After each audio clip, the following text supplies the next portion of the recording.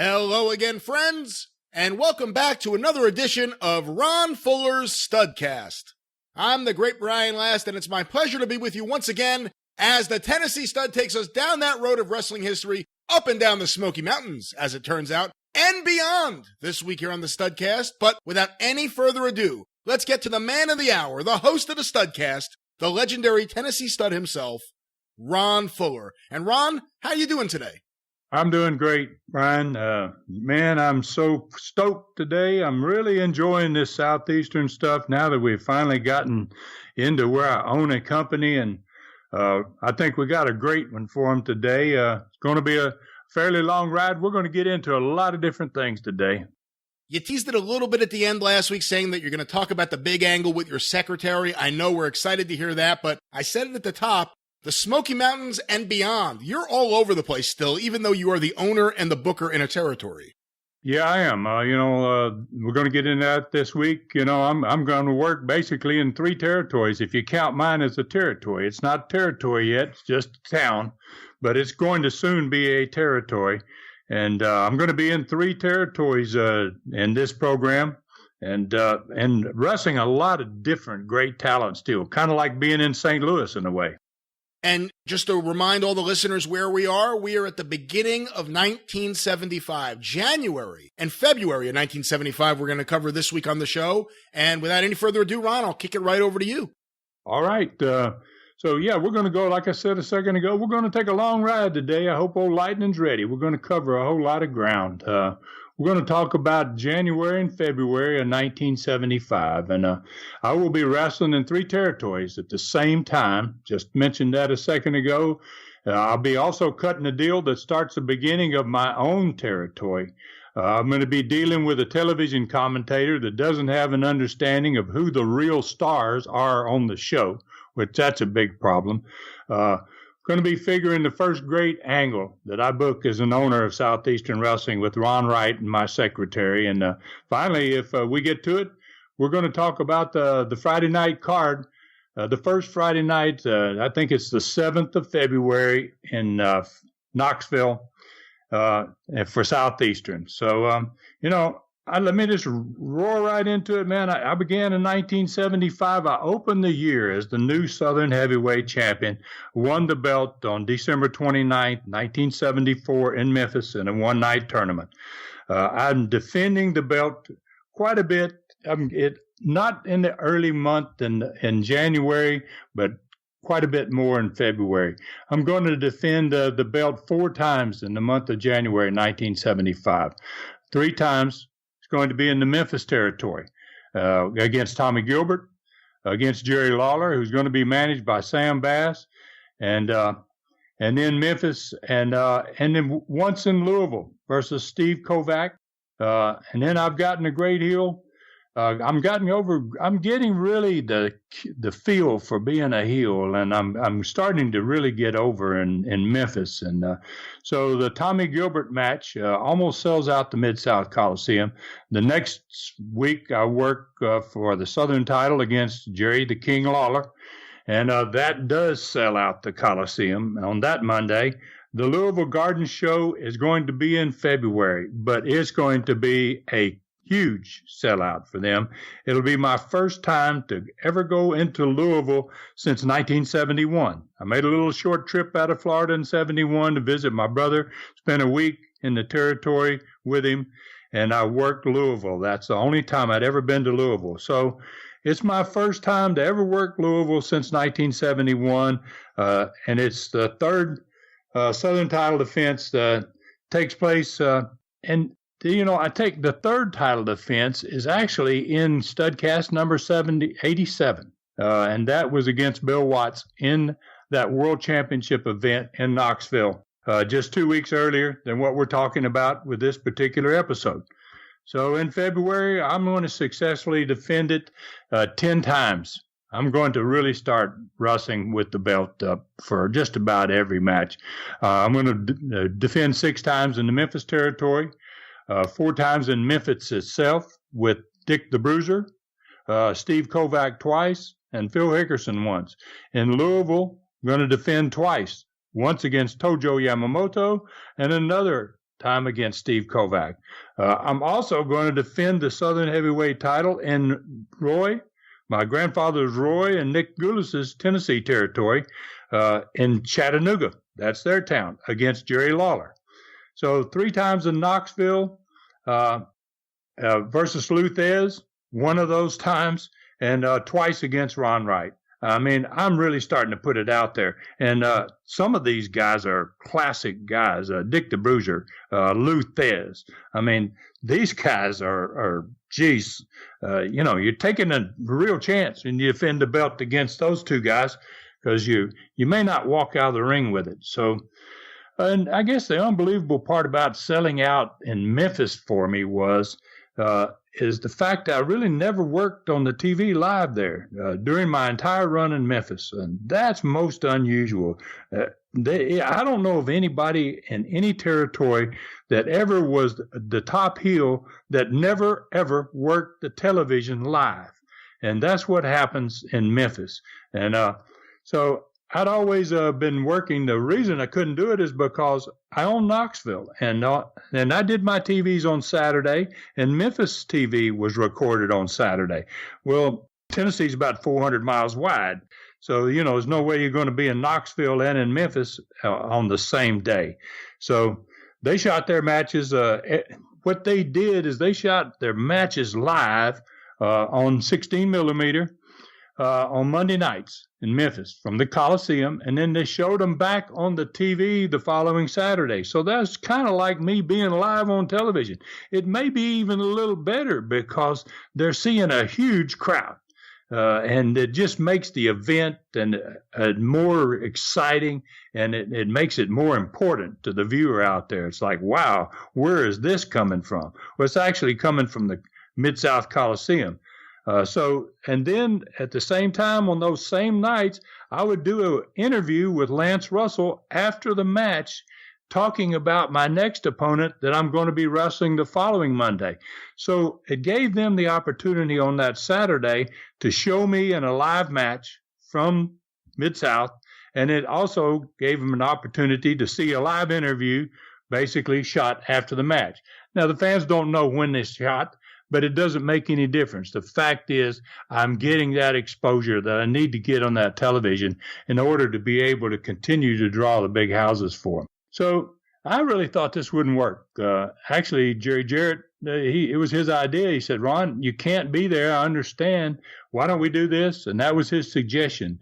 And it really helped prove to me the importance of video footage each week with live matches from your big house events.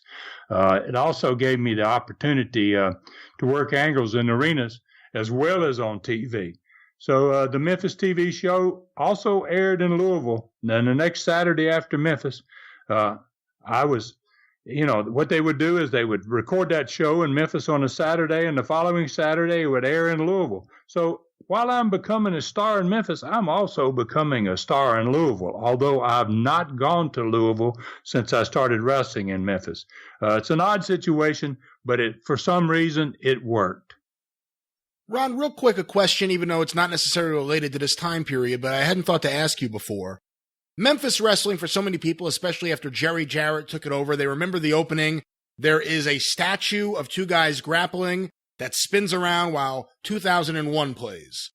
You had a very similar statue on Southeastern wrestling. What is the origin of this statue that you had and Jerry Jarrett had both on your television shows? Well, the first time I ever saw that statue is my dad brought it home back in the 60s, and he had found it someplace. And it's actually a Greek statue. It's 2 Greek wrestlers in the Olympics. They don't have any clothes on. I don't ever understood that part of it, but maybe that's the way they wrestled back in those days, 2,000 years ago or whatever it was. It was crazy, but that was something that my dad had in his home, and I always loved that statue. It just said wrestling to me. It's one guy on his hands and knees, and basically the other guy is trying to get a grapevine, and he's reaching over and grabbing an arm. It's a wrestling statue, and I just couldn't wait. If I had a business someday, I always promised myself if I ever get my own my own territory. That's what I want to do with my wrestling show, my television show. And we used it as well. And you put it on a turntable, and basically it just slowly turns around during the course of when you're cutting whatever you put under it, you wanted to advertise it. They used it a lot. Once I go to the bigger TV, they love that statue. They got the idea and the concept, and they pushed it big time for me. They cut spots for me regularly with that statue. It became synonymous with Southeastern. And as you said, Jarrett used it as well on his program. So is it the same statue that Jarrett used, or is it two different statues? Two different statues. So somewhere he's got the same statue. He finds the same statue, and I'm able to talk my dad out of that statue and told him what I wanted to use it for. And he says, well, that's pretty unusual. He goes, man, that's a pretty good idea. So, I said, Dad, it really is synonymous with wrestling, and I want to use it. It'll make sense because that's what I'm trying to develop over there is I'm trying to develop people into wrestling fans and have an appreciation for wrestling. So Chattanooga, now we mentioned Chattanooga. Chattanooga was owned by my grandfather, Roy, and his partner, Nick Goulas. Now, they're running an old style. I'm going to call it an old style wrestling company at this point, where all their TVs are still live. They don't shoot any live film from a house show, nor do they tape their shows and bicycle them around the territory as Jarrett was doing, and like Florida did, where they had to bicycle that tape to all the markets in the state of Florida. Well, they're still old school there. Chattanooga has its own live TV. Birmingham has its own live TV. Nashville's got its own live TV. It's just kind of a mess to try to do these live television programs in 3 different states at the same time. It's just really, really difficult, and it's just not smart. So they're still doing the old style, though. So they didn't record any interviews from the building to use them on the next show in Chattanooga, like Jarrett was doing in Memphis. And even with getting that little or no television exposure in Chattanooga, every time they booked me there, I would sell it out for them. So, they kept booking me, and, but I'm not going to work in Chattanooga very long because I want to start running my own towns on Saturday nights. And that's when Chattanooga always ran. It had always been a Saturday night town, a great wrestling city it was. And so I want to get my own Saturday night towns running, and I'm only going to work in Chattanooga basically through January. I'm not going to work much in Chattanooga after the month of January 1975. Hey, Ron, if I could ask you a question about Chattanooga. Obviously, when people talk about wrestling in Chattanooga, for so many, the first name that pops into their head is Harry Thornton. Did you get to know Harry Thornton well? Not well. No, because I had never been there a whole lot. I was there in 71 when I made that week with Robert. We worked in Louisville on a Tuesday. We worked in Chattanooga on TV, and we worked a house show in Chattanooga that week that I was there. But I really didn't become friends with Harry. I was introduced to Harry, and, very nice to him. And, he was a very nice guy. I was impressed with Harry. He was a sharp guy. And, he had a great town. His city was always a spectacular wrestling city. And I guess that's one of the reasons it was selling out. Even with me not being on TV, people just love their wrestling in that city. And that's what I wanted to develop in Knoxville. I wanted to get that type of impact in Knoxville. So, since we're talking about matches during these 2 months in early 75, let's talk about the special matches during that same time frame.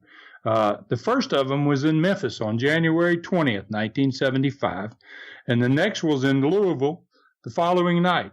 The first match is a rare tag match for me. During this time frame, after I become the Southern Heavyweight Champion, I don't wrestle in many tags. I don't think this may be the only tag I wrestled in for 2 months, in the 2-month period of time in January, February of 75. And I wrestle, my partner is Danny Hodge, of all guys. And gosh, what an honor it is to wrestle, just to get in the ring with Danny, whether you're wrestling him or a partner with him. And we're going to wrestle in Memphis on the 20th of January 1975 against a team of Dick the Bruiser and Jerry Lawler. Pretty spectacular team. It's one of the few times I'd ever worked partners with Hodge, and it was also one of the few times I ever saw Danny heel. I was a heel, and they put Danny in there with me as a heel, and he got great heat. He started resorting to my tactics. He was throwing a few punches. He was even doing some choking at one point. And I was like surprised. He was really like following my lead since he had that much more experience in the ring than I did. The end of the match, I ended up with a full Nelson on Dick the Bruiser, and I held him up for Hodge to knock him out. And Hodge could definitely knock you out, that's for sure. I mean, he was a fabulous boxer as well as a wrestler. But Bruiser ducks, and Hodge hits me on the chin, and I mean literally hit me on the chin. And I don't know if fans are aware, but, you know, Hodge was not only an Olympic wrestler, he was an Olympic boxer as well. And believe me, he could throw a punch. And the one he hit me with put me down for real. I think I was really out because I remember the punch coming, and the next thing I remember is looking up at him, and he's bent over me, and it's after Bruiser's pinned me, I guess, and he's apologizing to me for being so stiff. He's going, "Ron, I'm so sorry. Gosh, I got you a good one." Yeah, you did, Daddy. You got me a really good one. So it was a great finish, and it's set up perfectly for a Southern title defense I've got coming up 2 weeks later with Dick Bruiser in a singles match there. So Danny worked Knoxville for me 4 times during that 2-month period of time, and he would work for me 4 more times in the month of March alone. So I really am loving this experience of being a partner with him and wrestling a tag match with him. And during this 2 months, we really get to create a relationship, a really great relationship between me and Danny in actually 3 months, the first 3 months of 1975. You have 3 guys in there who are tremendous in-ring workers. You, Jerry Lawler, Danny Hodge. Dick the Bruiser was a different animal altogether. I'm not saying he wasn't a great worker, but it was a different style of work. He was a different style of wrestler. And he was much older here than he had been when he became a really big star in the mid-50s. What was it like for you to work with Dick the Bruiser at this period of time in 1975? Whoa, hard, difficult, you know, and like you say, he's got a little age, and he's never been a great wrestler. That was not his forte, you know, it wasn't what Dick was all about. But it was a great experience for me. I love to wrestle with the big names, and I'd never had a chance to wrestle with him. And I get this opportunity twice, as I said, in tag match in January 20th. And 2 weeks later, I'm going to wrestle him in a match by myself. And that match, probably not as good as some of the matches I had there in Memphis, but it's still a great match because you're wrestling a legend. And most people, you know, even back in those days when there wasn't a big cross between televisions and talent wasn't switching territories all the time, everybody knew Dick the Bruiser because of wrestling magazines. And he was big in the magazines. You said you had a couple special matches. That was one. What's the other one? Well, the second one, man, I want to talk about is the next one. I said I was going to wrestle 2 nights in a row. Well, the first one was the tag match with Danny in Memphis, and the next night I'm wrestling for the World Championship in Louisville against Jack Briscoe. And Jarrett and I had discussed from the very beginning that I was just basically going to work Memphis only for him. But since his TV is going to Louisville, and since I'm getting over so well for him in Memphis, he starts begging me. He says, you know, Ron, can you just work Louisville for me just a couple of times? I just kind of want to see how you do up there. So I was on all those TVs beginning November 30th of 1974 that go right into Louisville. So this meant I'm becoming a star in Louisville, and I'm on every one of those TVs for 5 weeks straight by the end of 1974. That means, you know, like I said, I'm not just getting over in Memphis, I'm getting over in Louisville. So when Jarrett asked me to work a show for him, I tell him, yeah, sure, go ahead, book me. I'll come in there on the 20th of January, book me in Louisville on the 21st. Well, he didn't tell me who he's going to book me with, and I didn't cut an interview even for it. And I get there, that building, it's the old gardens there, and it is packed. I mean, it's to the walls.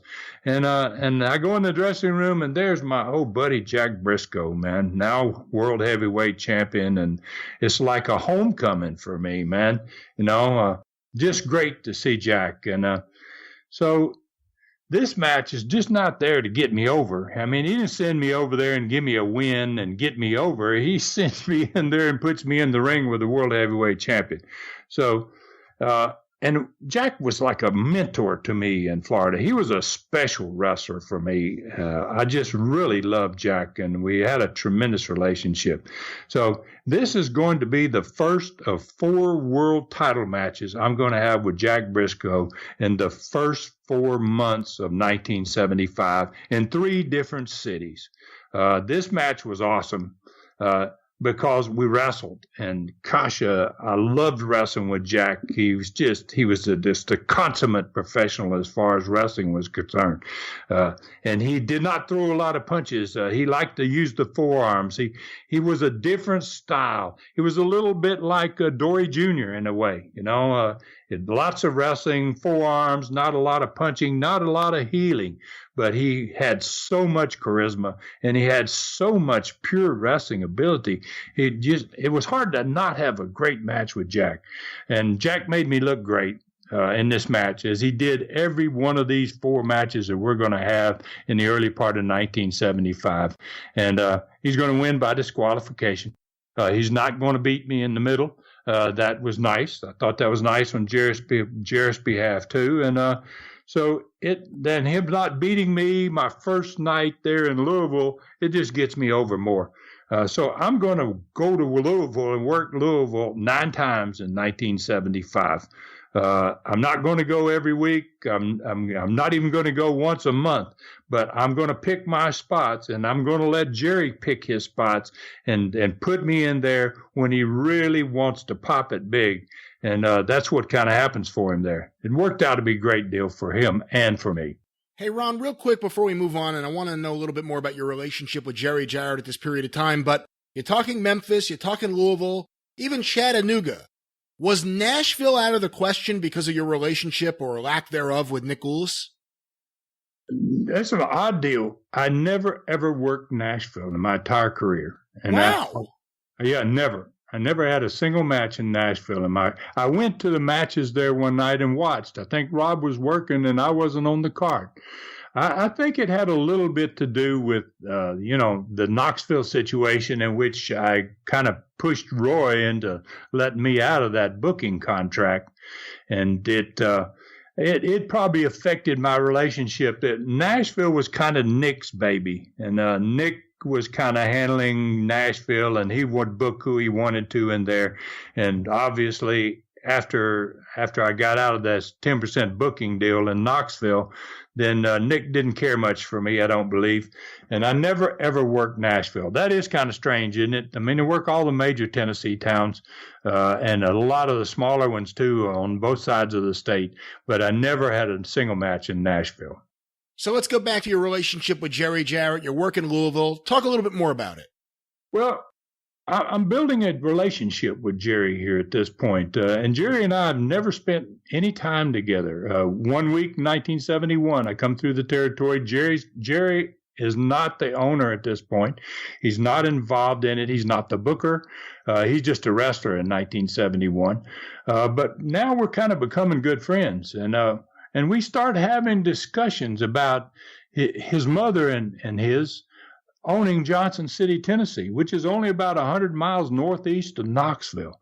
And, Jerry sits down with me one night in Memphis and he says, Ron, you got Knoxville going and you're doing good over there, amazingly well for just getting started. And we're having problems in Johnson City. We've been on that town for years, but we just can't get it to draw. So he needed some help there. And at the same time, I needed more towns to run in. And by having another television somewhere else in another market, that's going to help me with that situation. It's going to help me build toward being a territory. So we start discussing a way to help both of us. So we finally finalize a deal between me and Jerry and his mother. And she's the actual owner there. Jerry's just fronting for her, basically, and having this conversation with me. And we're going to become equal partners in the Tri-Cities of Northeastern Tennessee, but in Johnson City itself only. So I take over their television slot on Saturdays in Johnson City. They're on a NBC affiliate, and it's in early 1975. I'm taping my Knoxville show already, and this gives me a second market to use it in, like I was just saying. And therefore, I'm going to reach a larger audience and a totally different audience of what I'm into from my Knoxville station, because it's got that weak signal. So I send them a big old bulky 2-inch tape with the wrestling show recorded on it by bus each week to Johnson City to be aired the following Saturday after Knoxville has seen the show. So this was a big move for me and for my company, Southeastern Wrestling. It's going to open up many cities for expansion as my territory plans were in progress. I'm eager to build a territory here. I don't want just a town. I want a territory. The Johnson City station is strong signal. It's seen in Tennessee, Kentucky, Virginia, West Virginia, and North Carolina. My future plans are to run Johnson City itself every Tuesday night, but I know that eventually, once my talent is over, I can run all those smaller cities in every one of those states except for North Carolina, and that because it belongs basically to Crockett. Jim's been there. Jim Crockett Sr. been there for many years. He has a lot of respect within the NWA, and I don't want to step on his toes. I've got a little piece of the country that sits there between the Tennessee territory, the North Carolina territory, the Georgia territory to the south, and I can spread out a little bit there, but I don't want to step on anybody's toes. I think there's enough towns there for me to create a great little territory, and I'm happy with the opportunity to do so. The beauty of this arrangement is not only that I would only have to split the revenue for Johnson City. We're equal partners. So they get half, I get half. I send my wrestlers there. I send my tape there. They don't have to deal with it. And they're going to start making a lot more money than they ever made, because Southeastern's going to light up. And when it does, we'll be drawing in Johnson City what Jerry's drawing in some great deal larger cities. So I started to take advantage of this agreement. I ran 5 shows in January and February of 1975 in Kingsport, which is one of the Tri-Cities, Kingsport, Johnson City, and Bristol. And they're all about 20 miles apart. So we ran in Kingsport at a big old high school named Dobbins Bennett, and it had a huge gym. So we didn't draw very well during January of 75 there, because nothing was drawing well. It was kind of like Knoxville. When I came to Knoxville, it wasn't doing very well, and neither was Johnson City nor the Tri-Cities up there. It's going to take time. I got to get my talent over. But I know that when I get this TV situation going, I figure that there's probably 15 potential towns that I'm going to be able to run not each week, but one town a week, along with Johnson City off of that television. That's going to help me to get to where I want to be. And as business grew, I'm able to run at least those 2 nights in that area. And I already had my eyes on another television station north of there in Bluefield, West Virginia.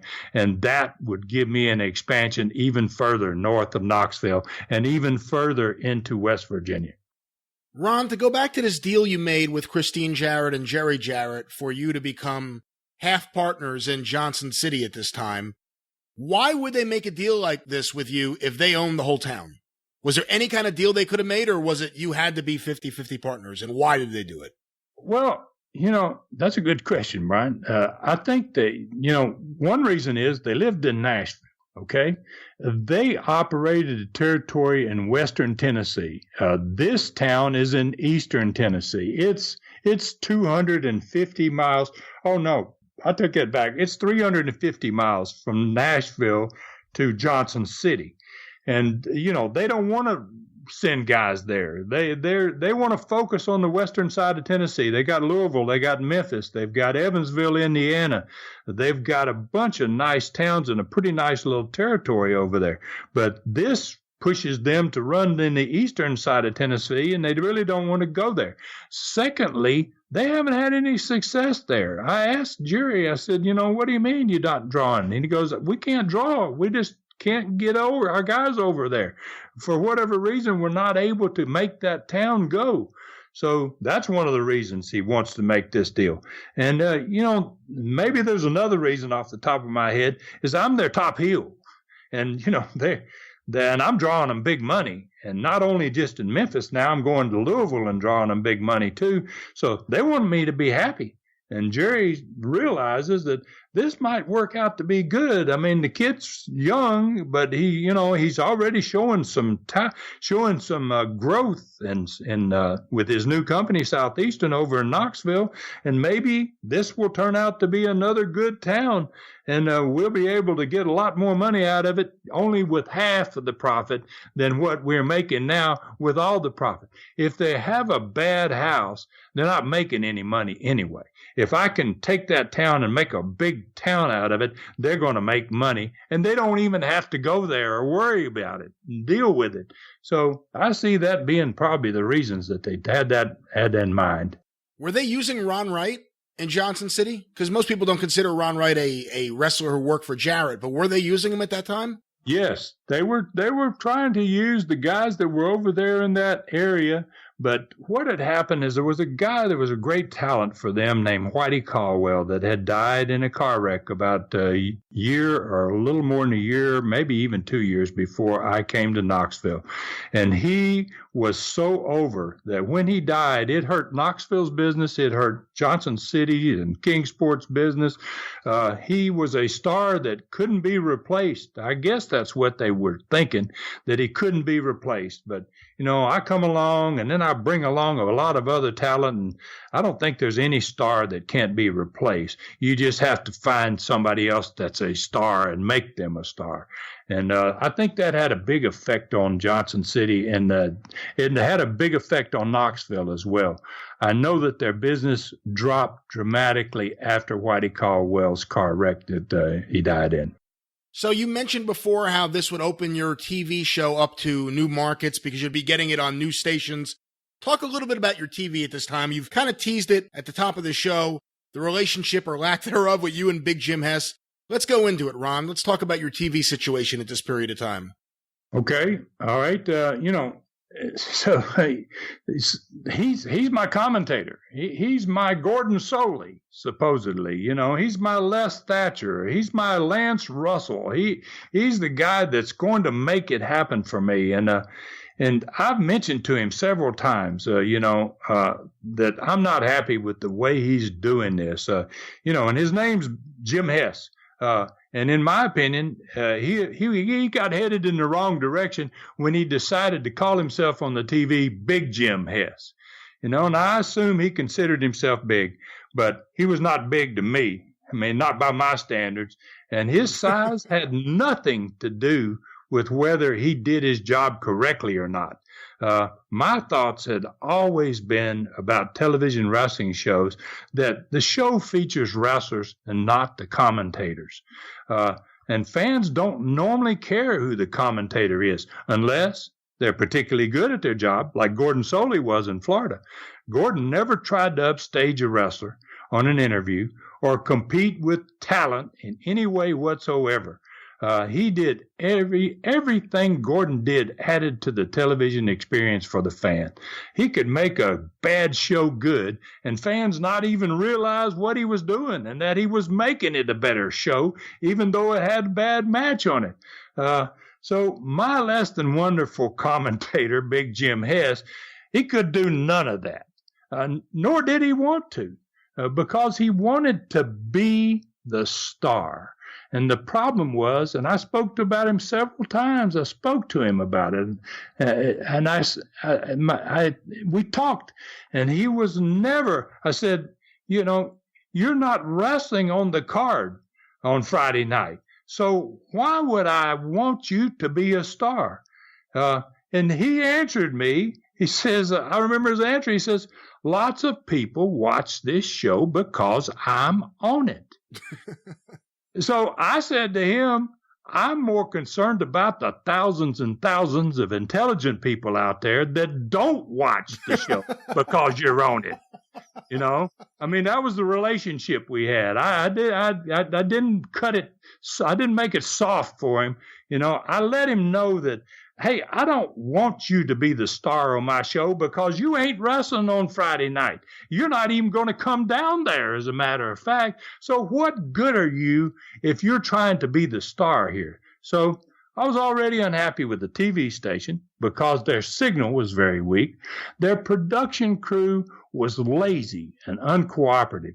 And whenever I asked them to do something special, I never got it. They were like, oh, well, we can't do that. No, we don't do that. We've never done that before. Well, that's not the answer I want. You know, I want somebody that can do it. When I move to the new station in Knoxville, I'm going to get myself the best little director in the history of wrestling. And when I tell him things like I told those people, I want to do this, I want to do that, I want to do this, I want to do that, he would say to me, I would say, can you do it? And he said, Ron, I can walk on water. And by golly, that boy did it. He walked on water for years for me, man. And Jim Hess could not walk on water, nor could he do anything to help me in my business. And then the worst part of it, he got that little phrase that he can't get out of his mind. You know, every time somebody throws a punch, he's got that, well, there's another warp your head off, ho. Well, you know, that just, every time he said that, I wanted to go and strangle him. So things are not going to work between me and Big Jim. It's just the situation. That's where it's at this point. And he'd worked at that station. He actually worked on that television station. And I could see a big problem coming because I intended to fire his butt ASAP as soon as I could. Now, we're going to be discussing a lot more of this in the future Studcast, and pretty soon about having a shootout over the Knoxville TV. Let's get to this card in Knoxville, February 7th, 1975. Okay, so let's start out, Brian, talking about, you know, we go back to the same thing we talked about a little bit last week in the episode before. When you've got these, you're following these great cards. And now on the February 7th, we're following 2 weeks earlier a world title card with a lot of stars out of Florida on it, a fantastic card. We follow that with Andre the Giant on the next card. And the result is two of the biggest crowds back to back so far since I have started the company of Southeastern Wrestling. So, you know, basically now it's like I put on my Booker hat and now I say to myself, well, now what do I do? You know, I mean, again, we've talked a lot about momentum. We've created momentum here in the last 2 weeks, and I don't want to lose that momentum. So I'm not able to put together another all-star card. Nor do I even want to, because I can't continue to run the town with just special cards and all these big names and all this big talent coming in every week, because I can't afford to do it. And they might not even draw as much as my own guys if I can get my own guys over. So I come up with the concept, and it's pretty plain to me that I need to draw houses, sellouts, like the two that I've had in a row, with guys that I have. And now this is where I have to become a good booker. And this is where I've got to put on the booker hat. I mean, I got the promoter hat, I've got the wrestler hat, and I got a booker hat. And now I have to figure out how to put a card together that is going to sell out or draw another big house without anybody special on that card. That's pretty difficult. So in order to do that, I've got to come up with an angle. So we'll just go through that card real quickly. First match on that card on February 7th, 1975 was Rocky Smith against Devoy Brunson. Devoy Brunson is a local guy, a pretty good wrestler, but not a real great name or a great talent. Rocky Smith is the club-footed Inferno. He is talent. He is very, very good. Can wrestle babyface or heel, doesn't make any difference, can go out and give you a tremendous match every night.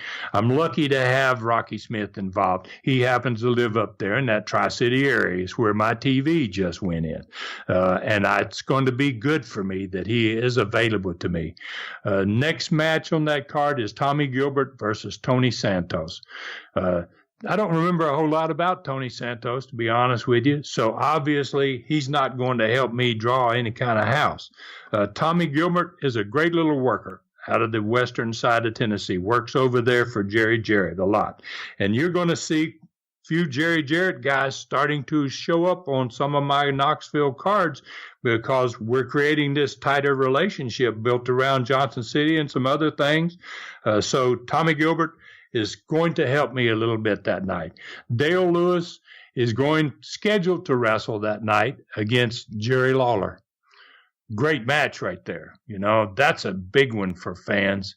But Jerry doesn't show up. You know, and we still have that problem every once in a while. It's not as bad as it was with dealing with Nick and Roy, but Jerry doesn't show up. Dennis Condrey. I find Dennis Condrey, who is working for me quite a bit. He's a young guy. He's going to be a big, huge star. He's going to be a Midnight Express guy, going to be big name. But he's young.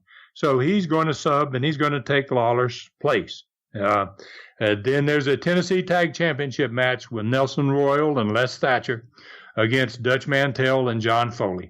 Talk a little bit about that match in a minute. And then the main event is Ron Fuller, the Tennessee stud, yours truly, against Jackie Fargo. Tremendous guy, tremendous talent, big name wrestler, okay? So it's not a bad card, but compared to the last two cards, it's not a great card either, you know. Obviously, as I mentioned, Rocky's a great worker. Tommy Gilbert's a great worker. Dale Lewis is going to have a pretty decent match with Dennis Condrey, but then he's going to step up and do something that's really important on the nights like this. There's 5 guys that show up that night for the $1,000 challenge, and he's going to line them up standing there in the corner and beat all 5 of them, besides beating Dennis Condrey. That helps my card. It helps the matches that night, too. That's really important to me. These $1,000 challenge matches are becoming just as popular as the regular card. And I'm not paying these guys. They're volunteering to come in there and get stretched and scratched up and mat burned and all the things you go through as a young wrestler. So that's a pretty good deal for me. Then Thatcher and Royal, they're going to work against Mantell and Foley, and they haven't worked with them in 3 weeks. And Mantell and Foley are the tag team champions. So this is a tag team championship match. These are my 2 top teams. They needed to be put back together on this card, and I was booked to wrestle the great Jackie Fargo, but I already worked with him 2 weeks in a row in December. I expected the house was going to drop. When I see the card, I'm thinking this house is not going to withstand, that big house that we've been drawing for the last 2 weeks. But then I decided to put that booker's hat on and create a change in that card on TV that was going to make all the difference that night. And instead of dropping off significantly from the 2 shows prior, we're going to fill that building again with what I do on television. Well, Ron, before we get to that big angle, and I won't spoil the main event until we get there, but let me go over the rest of the card real quick, and I want to thank Tim Dills for sending in all the newspaper clippings from Knoxville from your time promoting Southeastern. So this is going to be a real benefit for the show going forward. But real quick, Rocky Smith defeated Devoy Brunson. Tony Santos lost to Tommy Gilbert. Professor Dale Lewis beat Dennis Condrey. Nelson Royal and Les Thatcher retained the Tennessee tag titles after battling John Foley and Dutch Mantell to a no decision. And of course, that was the undercard with you in the main event. And I know you'll get there. But one last thing I want to ask you. That was the results. in the newspaper ad building up the show, saying, the show is tonight at Chilhowie Park. Tommy Gilbert's opponent was listed as the Scorpion. Was there a Scorpion? Did you have someone that was wrestling for you as the Scorpion? Not that I remember. We're talking a long time back, and sometimes my memory about particular matches for sure is difficult for me. And a lot of the guys, as I mentioned, Rocky Smith's a star, Tommy Gilbert's a star. But when they're wrestling against guys that aren't stars, I'm likely not to remember exactly who it was. I wouldn't know who the Scorpion was. But I remember back in those days, you did what you had to do. And sometimes you had guys that wouldn't show up at the last minute. It was just part of wrestling. Some guys weren't dedicated to it. Some guys didn't live it. And those guys you didn't want on your card. So probably you're good when those guys don't show up. Hey, Ron, one last thing before you get to this big angle. I think the listeners will really find this interesting. The show began at 8:30 p.m. Chilhowie Park's Arena, and listen to the ticket prices. Ringside, $4, $3.50, and general admission, $2.50 and $1.50. So those are your ticket prices. Big prices, right? I'm telling you. Back in those days, that's pretty much standard across the country. Hey, if you were in Florida, as an example, those ringsides are going to be $5, maybe $6. But this is 1975, and the economy is not great in America during this time frame. We're not really kicking butt as a country, and it's pretty much what prices were around most of the country. That eastern side of Tennessee was not known as it's not thriving like Memphis at this point, and some cities on the western side of the state. So you had to take all those things into consideration. I'm basically keeping the same price that John Kazana had when I took over the company. I haven't grown to a point to where I'm able to raise the prices, and it would be a mistake for me to raise the prices unless I can offer them a much better product. And at this point, the product is getting better, but I'm going to leave those prices there because I want them to come to the building and see it. If they don't see it, then I can't build it. And so I'm trying to get them in that door. And if I can get them in that door and I can show them some great wrestling during the course of the night, I'm going to get them back. And that's where I'm going to end up making my money. You said the original intended main event was Ron Fuller, the Tennessee Stud, that of course being you, versus the fabulous Jackie Fargo, who you had already wrestled twice in December. That isn't the main event that the fans got that night. How did we get to that show, and what happened in that main event? Okay, so what's happened here is I've wrestled in Knoxville 15 times since I arrived there. By the time I get to February 7th, 1975, I've wrestled Ron Wright only 3 of those 15 matches. And not once in the last 5 weeks have I wrestled Ron Wright at all.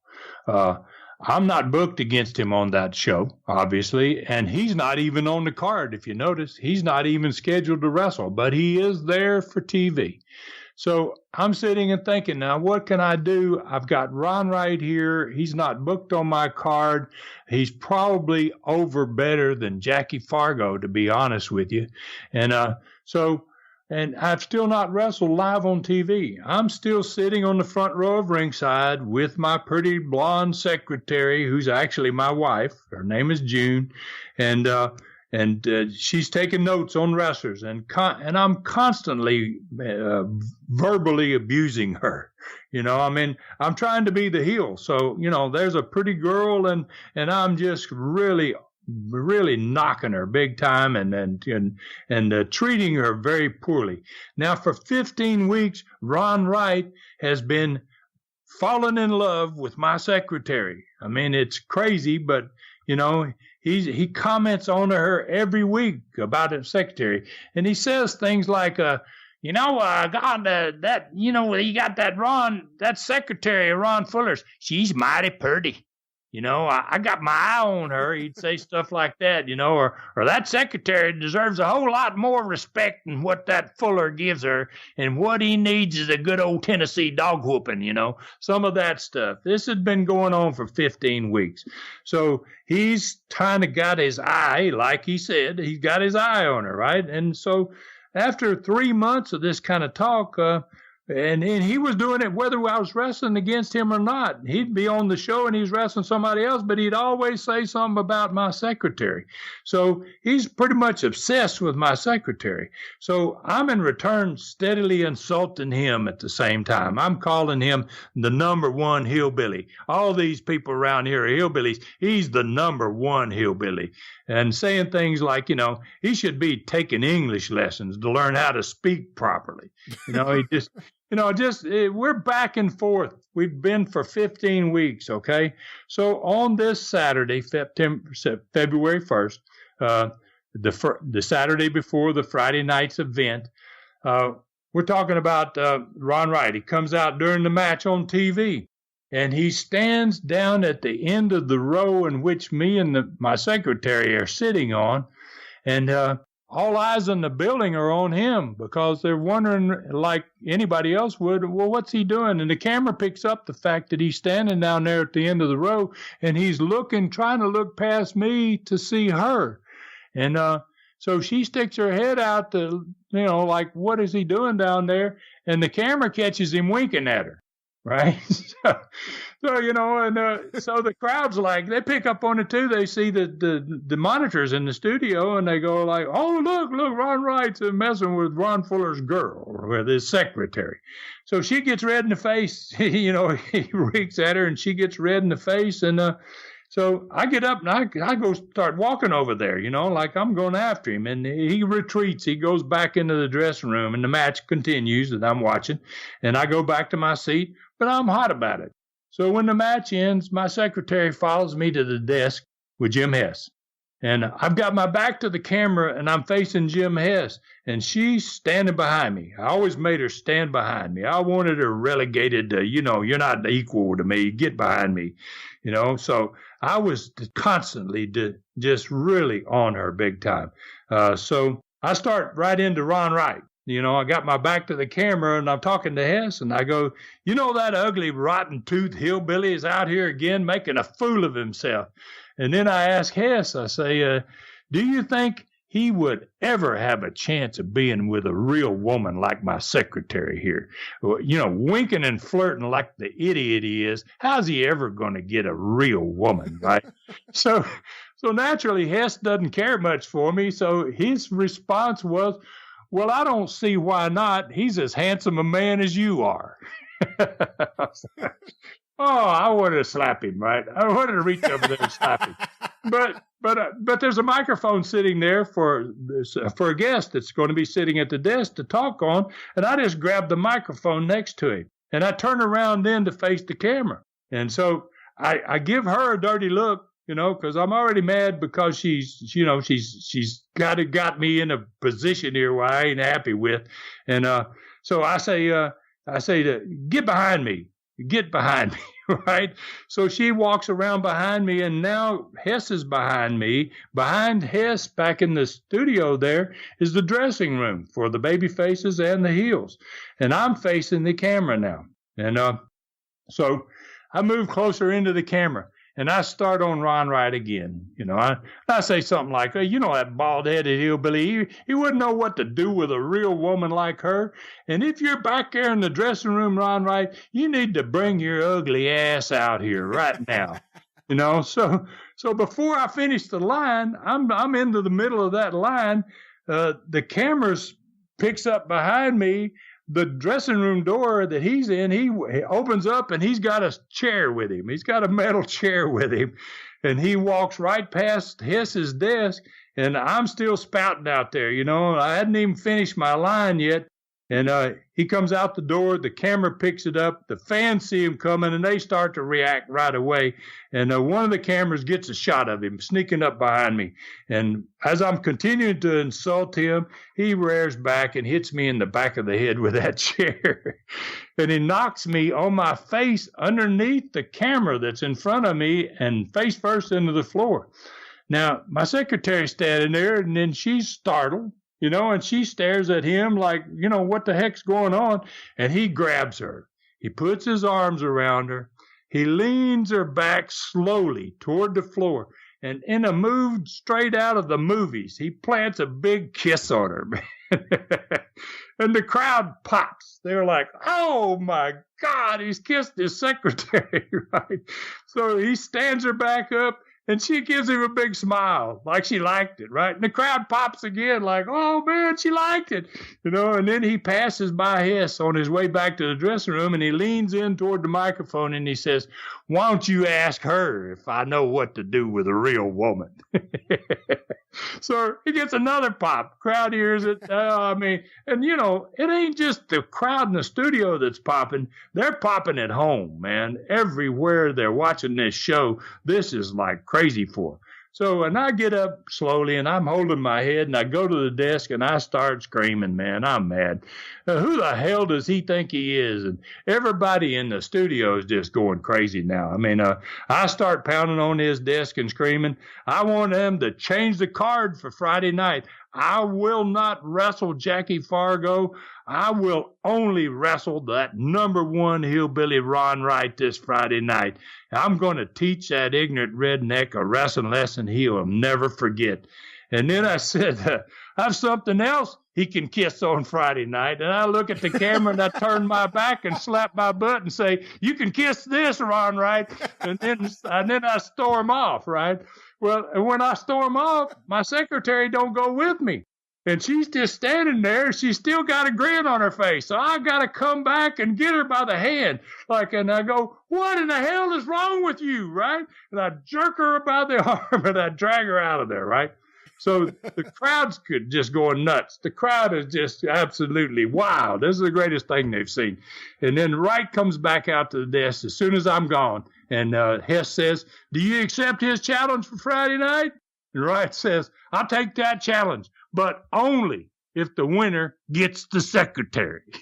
So the crowd pops again, and he walks away, and I run back out to the set, and I scream, okay, the winner gets the secretary, but his kissing days are over because I'm going to break both his arms Friday night. And that's it. The next Friday night, we have another sellout, and we get it with just a kiss. From the Knoxville newspaper covering this event, the headline, Fuller holds on. Ron Fuller was counted out defending his Southern Heavyweight Championship Friday night, but so was his opponent. Challenger Ron Wright and Fuller knocked each other out, with Fuller retaining the title at Chilhowie Park. And that sets up everything for next week, Ron. Yes, it does. I know, great little angle. Like I said, put on the old Booker's hat. I felt really good about it. We come back with we follow a World Championship night and a Andre the Giant event with a regular card, and we come back and sell it out again. I was really proud of that, and I'm feeling like at this point that I've done the right thing. I've come and started my own company, and maybe I'm going places. As we begin to wrap things up, we want to remind you that you can become friends with Ron on Facebook. The page, Ron Fuller, the Tennessee Stud. All you have to do is like that page, and boom! Automatically you're friends with the Tennessee Stud. You can also follow the Stud on Twitter and Instagram, at Ron Fuller Welch. You can follow me on Twitter, at Great Brian Last. You can hear me on the 605 Super Podcast at 605pod.com, or available wherever it is that you find your favorite podcasts, classic wrestling talk, and wrestling humor, the 605 Super Podcast. We mentioned it earlier, Super Studcast number 15, another great one, with Ron's 10 most memorable matches. Fans are really loving this one, and you can too, right now, at tnstud.com or patreon.com/studcast. It only costs $2.99 to get in the door and access 3 hours plus of old school wrestling history each and every month. Stay tuned for more content soon coming to patreon.com/studcast. Ron, where are we going next week? You set things up beautifully, but where are we going? Well, we're going to defend. I'm going to defend my Southern Heavyweight Championship against possibly the greatest wrestler and NWA champion of all time, against Luthez. You got to be stupid as a young guy to think you're going to beat Luthez, but I'm at this point feeling my oats, man, and so I'm going to take on one of the absolute greatest of all time. And we're going to talk a little bit about I'm formulating a plan that's going to be extremely successful for me in my Southeastern operation that involves wrestling in high schools throughout the small cities around Knoxville, all throughout Tennessee.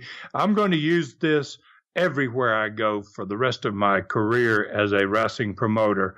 And it's pretty beautiful idea, and it really is going to become effective for me. We're going to go there with that, and we may get into some other things as well.